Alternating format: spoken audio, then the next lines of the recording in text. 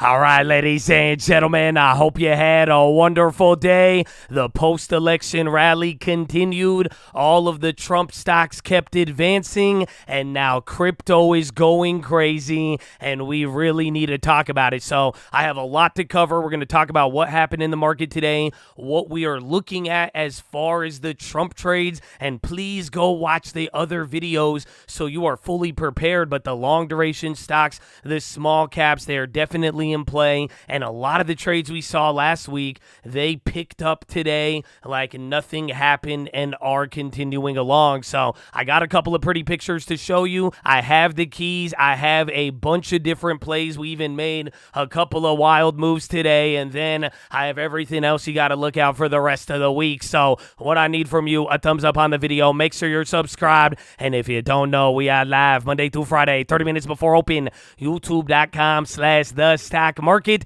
We will see you there in the morning, baby. Run it. Working to the couch, it's the 2020 election. Live in the hills, but I still get a spread. Started with a live, but I still reinvest it. Feel how I feel, then you feel like a blessing. I just want the lesson, I just want protection. I'm up and I'm down, but they sound like progression. Farming never plans if he waits for perfection. Finger to the down. All right, off the bat, before we get into any of the keys, I hope you watched yesterday's video. We talked about the long duration plays and what these small caps are doing. This is still going to be at hand, but what I want you to realize is what happened last week with the Russell. It was a 3 standard deviation move. Since 1980, this has only happened a handful of times, but now what happens after a 3 standard deviation move? It usually continues. Now, before you get excited, and why I'm bringing this up, because even alongside crypto, we got to be watching these small caps. The last time this happened in 2016, remember we brought up all of the other Trump trades last time you had a sweep in 2016. You saw the Russell do one of those 3 standard deviation moves, and then over the next few weeks until inauguration, it kept ripping, but then eventually it started to underperform the NASDAQ. So this idea of having a little window, you need to be vigilant about it. We don't know how far it's going to go and when it's going to stop, but the fact of the matter is we know these are an area of focus. Now that we have that out the way, we're going to come back to it, but what you saw happen today, man, I mean, stock market the fake money was king. So literally virtual dog coins in Bitcoin. You know, I love, go look at the old Bitcoin videos on this channel, but in all seriousness, what happened today really took over, and I think we're going to start hearing a lot more about crypto. And I brought this up to you yesterday, but what I really want you to understand is this about crypto? Kind of, but the answer is in the dollar. This is what we told you to get ready for. As Trump won, other countries are going to start positioning, and that's what it's starting to look like right here. As the other countries are moving, the dollar's getting stronger. It is blowing a lot of things out of the water, and instead of Bitcoin getting hurt by the dollar strength, it is actually running alongside it, as the U.S. is going to probably be deregulating it and making it more of an accessible market. That's why everybody is getting hyped. So there will be a day where dollar strength ends up hurting Bitcoin, but for now, if it keeps going up in this fashion where the other currencies are getting hurt by the dollar and Bitcoin's running up, why I'm saying this is important now, because this is essentially a exit for some of those global currencies as they are moving and getting ready for the Trump trade and what's about to happen. If their currencies are going to weaken even more, Bitcoin becomes a very attractive alternative, especially since gold is going down as people aren't that worried. And that's something I want you to understand here. Think about it. Gold in the fiscal deficit, it starts to run up. But ever since Trump won, credit defaults have dropped, and people, they're worried about inflation through the economy heating up. But are they really worried about the deficit? We'll see when the policy comes our way, but then why is gold selling off? This is exactly what happened with the other Trump trade. So for now, what I want you to pay attention to, and Bitcoin is the number one poster child of it, is that other countries around the world are moving in response to the election, and now the dollar, it's benefiting off of this dollar hegemony in a way, just being so powerful, and Bitcoin is tagged along for the ride. So watch as other countries develop. We're going to talk about this a little bit more, but that was the big driver. Otherwise today, I mean, it was a gap up. We were a little higher. The rally kept going up. You didn't have data because it was Veterans Day, and shout out to the vets, baby. So the bond market was closed. It kind of moved. Again, the futures were open, so you still get some trading there, but it was generally a good day. But there was a lot of advancements on, once again,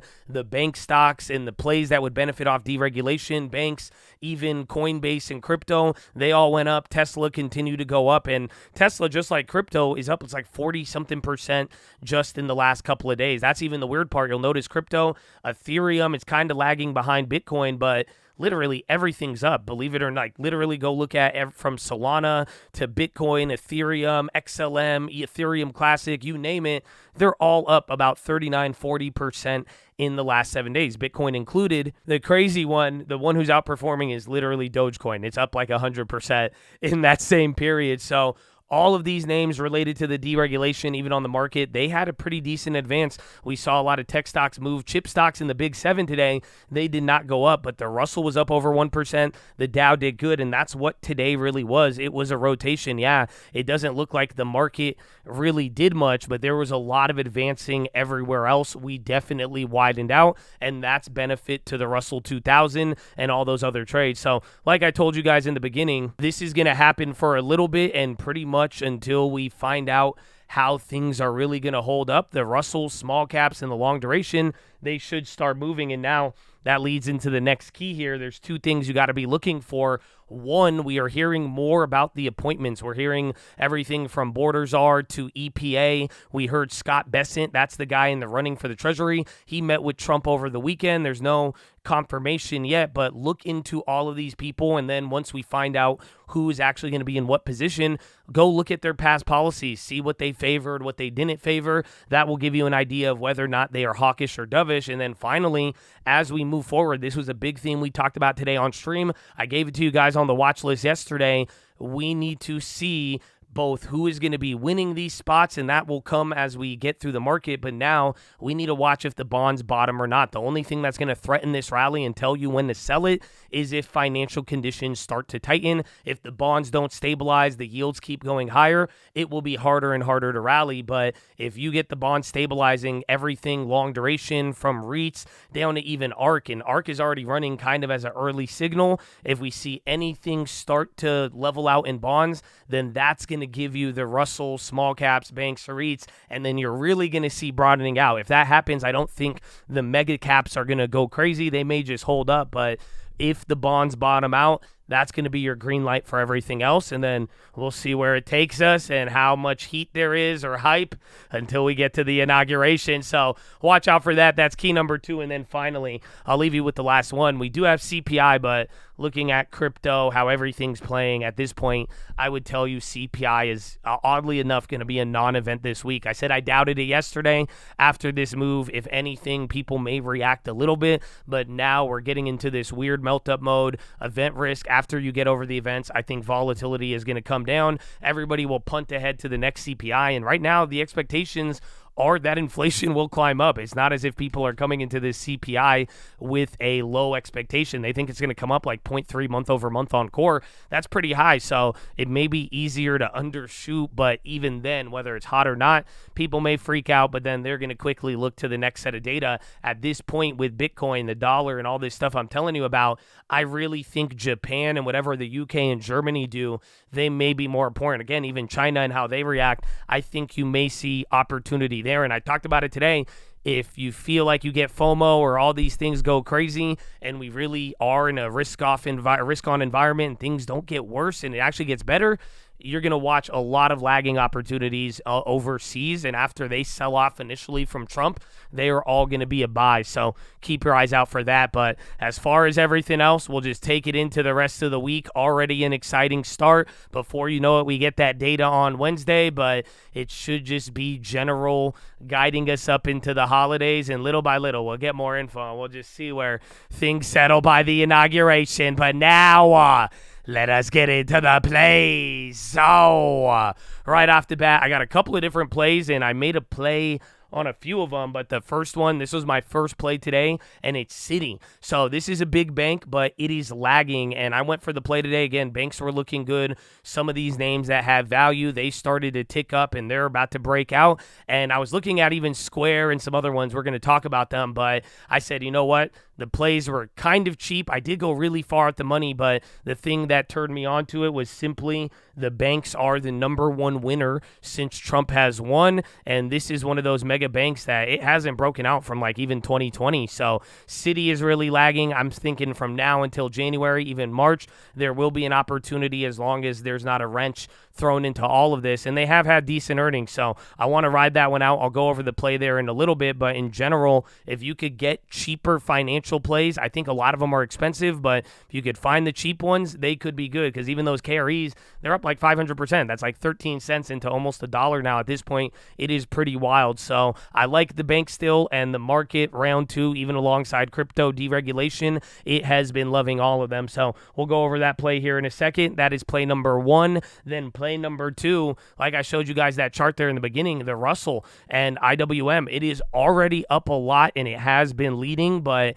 just like last year, I don't know if you guys recall, last year was a different reason. It was Powell and that dovishness. This time, it is a little bit of the dovishness, but more so the deregulation and the politics. So it feels the same, though. And now you got to start looking 1 month out, 3 months out, 6 months out after you get one of these big moves. That's how people start to gauge it. But just like the end of last year, you guys remember when the Russell had the first pop-up, meandered for a little bit, and then as you got into the events, it just started to burst. So there's a lot of room on it. I think it's going to be very exciting. I'm probably going to start making a couple flips on this, but you got to be careful since it's high up. And this is, I'm not saying long term. I know a lot of people want to play the breakout and they're looking at how it's lagging, but like I showed you with how it has sold off in 2016, this play is still vulnerable. We need the bonds to bottom out. You need long duration to be viable. And remember, a lot of these names on the Russell, they are not profitable. So you may be better off going a la carte for a little bit while everything's hyped. There's going to be a lot of opportunity, but you have to make sure it's viable after,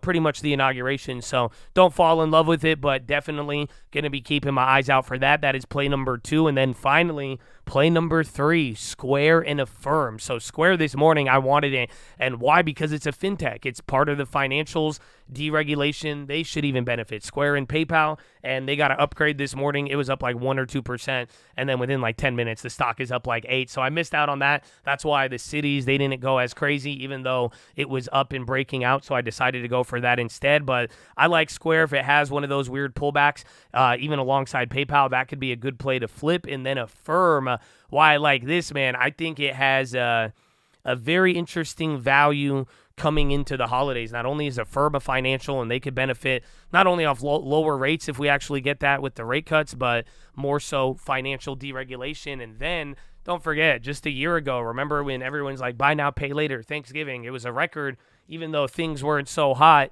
Buy now, pay later killed it. I think people are going to start getting ready for that trade. So AFRM, it was already up like 17% in the morning. I saw options go like 60 cents to $2. So I don't have a play on it. I'm keeping the idea in mind. I don't know if I'm going to chase, but I'm going to probably wait till these come down. So let me know if you find a play. I think that'll be a good one to watch, or at least the idea and logic. And then as far as what I did today, not much, but when we got lucky on a lot of things, man, a lot of old plays from Robinhood to ARK and Beto. I mean, we are already positioned with some of these long duration plays, and in the snap of a finger, we wake up and these plays started going up. So the first play I started out with today was Citi. I grabbed the 95 call, super far of the money. I just got 50 of them, 8 cents. I'm going to make them free. I was going to get like the 75s or 77s close to the money, but they were like $200. And I was like, you know what? They're already up.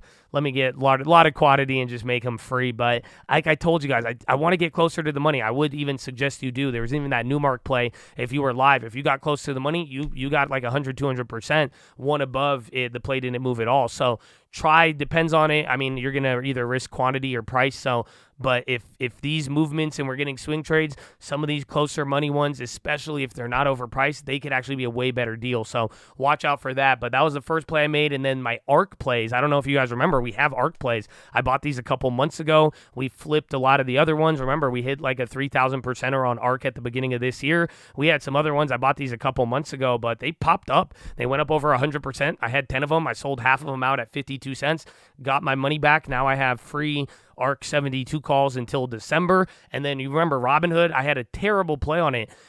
We were up for a little bit. I didn't take profits, and then eventually after earnings, it literally went to zero. And I went big. I had 100 of these, and they were down. And literally after all this crypto craziness, Robinhood benefited off of it. Those plays went green again after being at zero. I think on the day they went up like 2,500%. So I really got lucky. I was paying attention though. I top ticked it. I sold out at 27 cents. I made like 200, $300, believe it or not. And then I put 130 of that into the $40 calls. That way I could still play it, but I didn't have to have that same risk. And then I just got to dodge a bullet, so got out of that. But other than that, waiting on some more bond plays, and I think I'm just going to be focusing bonds, yen, wait for the macro shift. In the meantime, we'll get a couple of free little options here and there, ride the long term, and then we'll see where the music stops and make up your plan today and decide what lane you're going to be in. Bachata! That is your watch list, ladies and gentlemen. Make sure hydrate healthy, ready to go. Make sure post your watch list. Make sure we see you there in the morning. I need the armor on. I need the helmet shining. And I need you to remember, baby, the mouth. It will open opportunities or not, give you unnecessary drama, or it could enrich you, my friend, and it will bring out self-control. And like I said, man, determine what lane. Decide what lane you want to be in now. Stay in your lane. Go at the right pace. Be prepared. Take advantage of the opportunity, but make sure you get insurance with that long-term, baby. Oh, I hope they hear me, but Chad, drink that water. Stay hydrated, healthy, all that good stuff. I'll see you in the morning and horn.